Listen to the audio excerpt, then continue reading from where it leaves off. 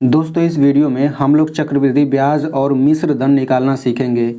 तो यहाँ पे जो आपको सवाल दिख रहा है इसको तो मैं हल करूँगा, लेकिन इसको जैसे मैं हल करूँगा आप लोग उसे ध्यान से देखिएगा, क्योंकि अगर आप लोग इस केवल एक सवाल को देख लेते हैं, हल करना समझ लेते हैं, तो इस तरह से जितने भी सवाल आपसे पूछा जाएगा वो आप लोग आसानी से लगा सकते हैं।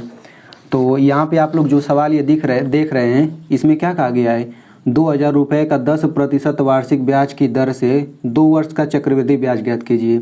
इसको आप लोग खुद हल करेंगे। हो सकता है आपको ये कठिन लग रहा हो, लेकिन जब आप लोग इस प्रश्न को अच्छे से समझ लेंगे तो फिर ये बड़े आसानी से आप लोग लगा लेंगे।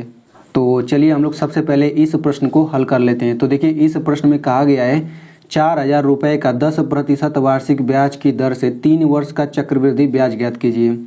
तो देखिए इस प्रश्न में हमसे चक्रवृद्धि ब्याज पूछा गया है, तो सबसे पहले हमें सूत्र पता होना चाहिए, तभी तो हम लोग लगा पाएंगे सवालों को।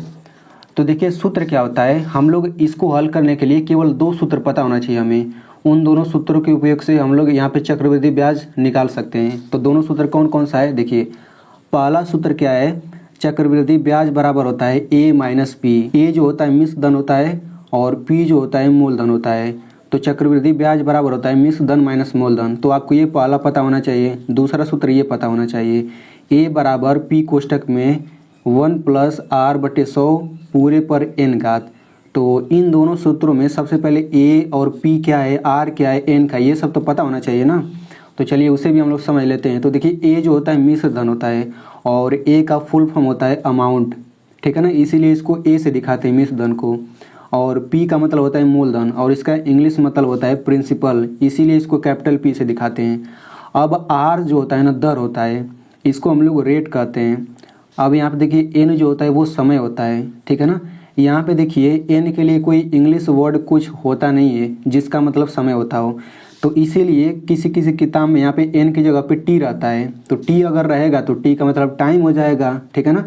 अब यहाँ पे देखिए सी डॉट आई डॉट, इसका मतलब होता है चक्रवृद्धि ब्याज, यानी कि चक्रवृद्धि ब्याज को शॉर्ट में लिखने का तरीका होता है सी डॉट आई डॉट, और इसका फुल फॉर्म क्या होता है, कंपाउंड इंटरेस्ट। देखिए यहाँ से सी ले लिया गया है, यहाँ से आई, तो सी आई हो गया है।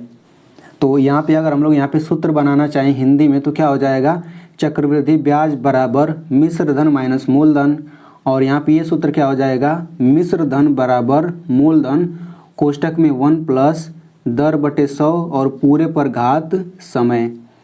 तो चलिए अब हम लोग इस प्रश्न को हल करते हैं। तो देखिए यहाँ पे दिया गया है 4000 रुपये का 10% वार्षिक ब्याज की दर से 3 वर्ष का चक्रवृद्धि ब्याज ज्ञात कीजिए। तो यहाँ पे आप लोग जब भी सवाल हल करेंगे ना, तो जो चीज़ आपको दिया रहता है उसे सबसे पहले लिख लेते हैं, ठीक है ना। तो यहाँ पे आप लोग यहाँ पे लिख सकते हैं दिया है, तो क्या क्या दिया गया उसे लिख लेते हैं। तो देखिए यहाँ पे 4000 रुपया दिया गया है, तो शुरू में जो रुपया दिया रहता है वही मूलधन होता है।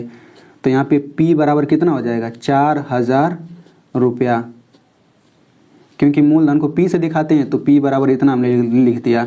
अब देखिए जो ये परसेंट वाला होता है ना, यही दर होता है। देखिए यहाँ पे दर शब्द दिया गया है, तो ये जो परसेंट वाला होता है यही दर होता है, यानी कि R बराबर कितना दिया गया है, R बराबर 10% दिया गया है। अब यहाँ पे समय दिया गया है 3 वर्ष, तो यहाँ पे N बराबर लिख लेंगे 3 वर्ष, ठीक है।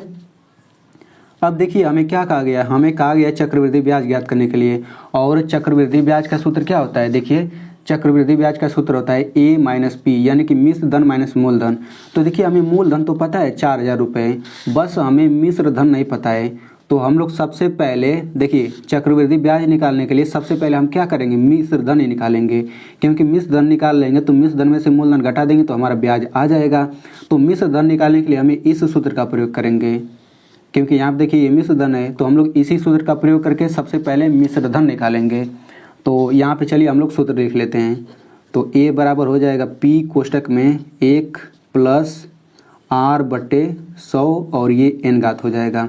अब इसमें हम लोग सभी का मान रख लेते हैं, तो ए बराबर हो जाएगा, देखिए P बराबर कितना है, 4000 रुपये, तो हम केवल 4000 रखेंगे, ये हो गया 4000 कोष्टक में 1 प्लस आर की जगह पे क्या रखेंगे, केवल 10 रखेंगे बटा 100, और यहाँ पे एन की जगह पे क्या रखेंगे, 3 रखेंगे। तो यहाँ पे आप लोग देखिए जब भी आप मान रखेंगे ना तो केवल संख्या रखेंगे। जैसे देखिए P के जगह पे हमने केवल 4000 रखा, ये रुपया नहीं रखा। R के जगह पे इसमें केवल 10 रखा, ये परसेंट वाला चिन्ह नहीं रखा। N की जगह पे केवल 3 रखा, वर्ष नहीं रखा। ठीक है ना। तो केवल हम संख्या रखते हैं। अब इसके बाद हम लोग क्या करेंगे, अब इसको हम लोग हल कर लेते हैं। तो देखिए जैसे ही आप लोग सभी का मान रखेंगे वैसे यहाँ पे देखिए यहाँ पे बटा आ जाएगा। तो हम लोग यहाँ पे ये बटा वाला जो है ना इसको हम लोग अलग से हल कर लेते हैं। 10/100 यानी कि जब भी आप लोग मान रखेंगे तो यहाँ पे जो बटा में आएगा उसको आप लोग अलग से हल कर लीजिएगा, मतलब काट पीट के एकदम छोटा कर लीजिए। तो एक शून्य से एक शून्य कटा कितना आ जाएगा, 1/10 आ जाएगा। तो अब हम लोग अगला स्टेप में इसको हटा करके 1/10 रखेंगे। मान लीजिए अगर r बराबर 5 रहता तो ये 5/100 आ जाता। तो 5 एकम 5, 5 दूना 10, 20 बार में कट जाता है तो 1/20 आ जाता है। तो हम अगला स्टेप में इसको हटा करके 1/20 रखते हैं। तो यहाँ पे चलिए अगला स्टेप क्या हो जाएगा, a बराबर हो जाएगा 4000 कोष्टक में 1 प्लस और यहाँ पे इसके जगह पे कितना रखेंगे 1/10 क्योंकि कट पीट के इतना ही आता है। तो ये हो जाएगा 1/10 और पूरे पर 3 घात है तो हम यहाँ पे 3 घात लिखेंगे।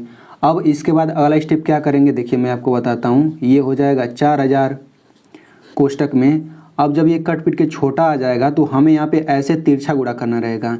ऐसे तिरछा यहाँ पे गुणा कर देंगे और यहाँ पे इसको जोड़ देंगे। इस 10 का हम लोग ऐसे गुणा कर देंगे, जो आएगा उसमें ये ऊपर वाला जोड़ देंगे। तो 10 एकम 10 हो जाएगा और ये ऊपर वाला जोड़ेंगे 11। तो जो आएगा यहाँ पे ऊपर लिखेंगे और नीचे ये 10 का 10 रहेगा, फिर यहाँ पे 3 घात। ठीक है ना। देखिए मैंने कैसे किया, जो नीचे संख्या रहेगा इसका गुणा हम लोग इसमें कर देंगे और चूंकि यहाँ पे प्लस है तो हम ये ऊपर वाला जोड़ लेंगे। तो 10 एकम 10 हो गया और ये 11 बटा ये नीचे वाला तो 10 का 10 ही रहेगा।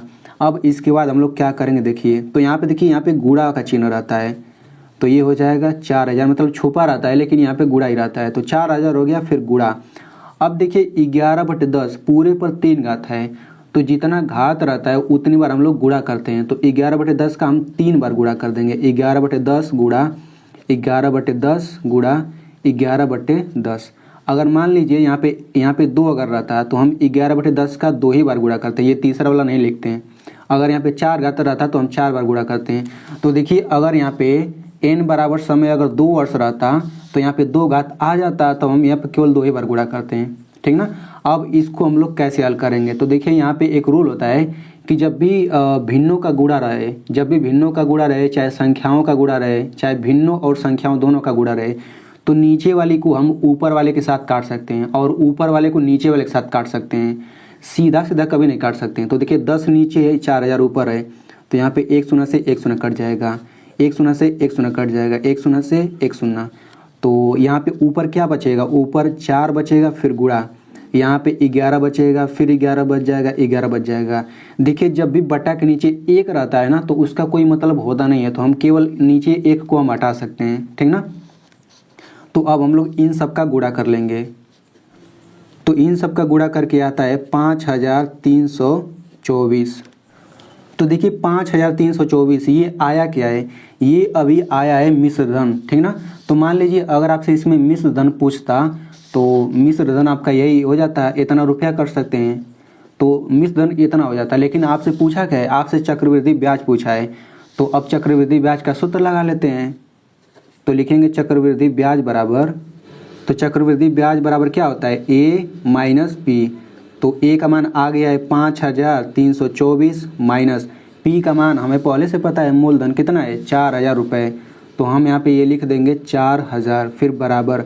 अब देखिए इसको घटाएंगे तो कितना आ जाएगा, ये आ जाएगा 1324 रुपये।